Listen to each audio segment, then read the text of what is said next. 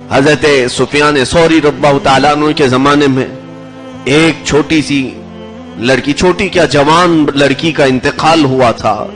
हजरत सुफियान सौरी रज़ियल्लाहु ताला अन्हु ये भी मशहूर ताबई हैं, फरमाते हैं बाप की अकलौती थी, बाप बहुत पैसे वाला था, हर उसकी ख्वाहिश पूरी करता था, लेकिन जवानी में मर गई, कब्र में दफन कर दिया गया। ये बहुत रोया। हजरत सुफियान सौरी के पास आकर कहता है मुझे मालूम नहीं वो दुनिया होती कैसी है, कब्र की दुनिया कैसी होती है।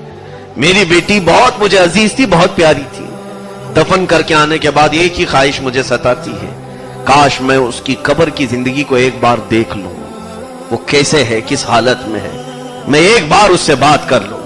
हजरत सुफियान सौरी रज़ियल्लाहु ताला अन्हु ने कहा आज रात जाओ, ये वजीफा पढ़ो और अपनी टोपी दी ये पहनकर सो जाओ।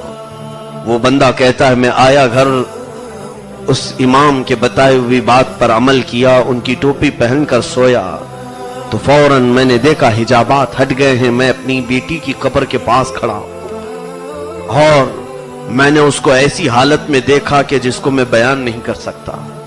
मेरी बेटी के इंतकाल को एक ही दिन हुआ था, लेकिन वो नंगी पड़ी हुई थी, उसके जिस्म पर कोई लिबास नहीं था। हद तो यह है कि उसका सर इतना बड़ा कि पहाड़ की शक्ल इख्तियार कर गया है, बहुत बड़ी और भयानक शक्ल बनाई गई। मैंने बेटी से पूछा कि बेटा तेरे साथ ये क्या मामला हुआ है? वो ज़ारो कतार चीखने लगी और कहने लगी अब्बा जान तुमने हर मेरी ख्वाहिश पूरी की, ये देखो जो मैं अपने बाल खुले रखकर बाहर घूमती थी, फरिश्तों ने मेरे सर को पहाड़ के जैसा बड़ा बनाया और मेरे हर बाल को दरख्त की जो जड़ें होती हैं उन जड़ों की तरह बनाया, और एक फरिश्ता एक जड़ को खींचता था, जैसे मेरे एक बाल को खींचा तो मेरे सर में गड़ा पड़ जाता था, जैसे किसी दरख्त के जड़ को हिलाएं तो पूरी जमीन हिल जाती, खड्डे पड़ जाते हैं। मेरे एक एक बाल को इतना बड़ा बनाकर खींचा गया, मेरे सर में गड़े पड़ गए। और एक फरिश्ता आया, मेरे लबों को, मेरे होंठों को देखकर कि मैं रंग लगाया करती थी, उसको उस फरिश्ते ने आग की कैंची से काट दिया। आप देखें कि सिर्फ मेरे दांत दिख रहे हैं और कुछ भी नहीं दिख रहा है। मेरे जिस्म पर अब होंठ नहीं है, मेरे चेहरे पर सिर्फ मेरे दांत नजर आ रहे हैं। वो कहती जा रही थी कि मेरे जिस्म को मैं नुमाइश के लिए तैयार करती थी, मैं लोगों को दिखाने के लिए, ज़ेबो ज़ीनत के लिए तैयार करती थी। अब्बा जान कुछ ऐसे फरिश्ते आए जिन्होंने मेरे कफन को भी हटा दिया और मुझे दोज़ख का लिबास सबसे पहले पहनाया गया। उस दोज़ख के लिबास को पहनते ही मेरा जिस्म पीप की शक्ल इख्तियार कर गया और इतना गला कि ऐसा लगता कि अब किसी गटर में डाल दिया जाए तो मेरा जिस्म बह जाएगा।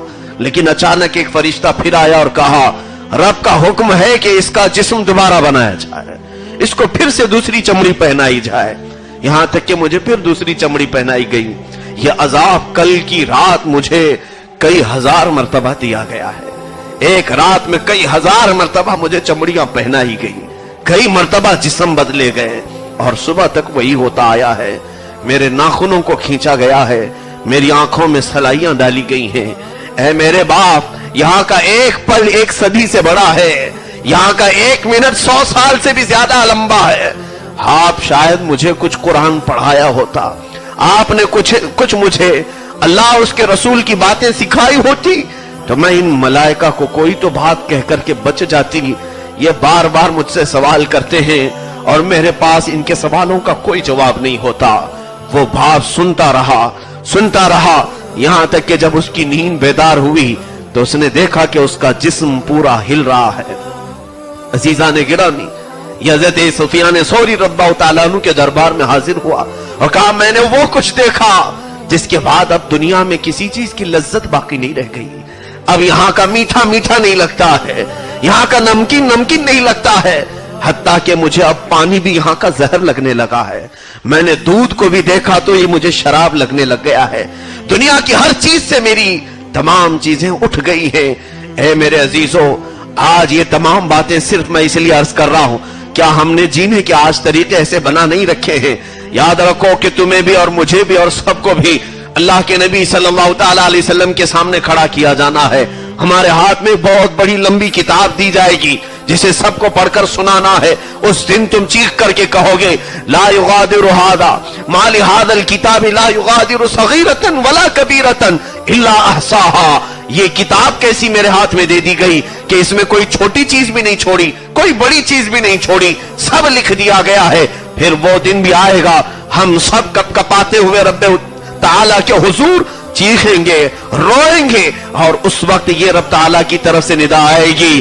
اللہ رب العزت یہ ارشاد فرمائے گا کہ آج لا یکلمہم اللہ یوم القیامہ ولا یزکیہم, اللہ ان سے آج بات بھی نہیں کرے گا اور انہیں پاک بھی نہیں کرے گا.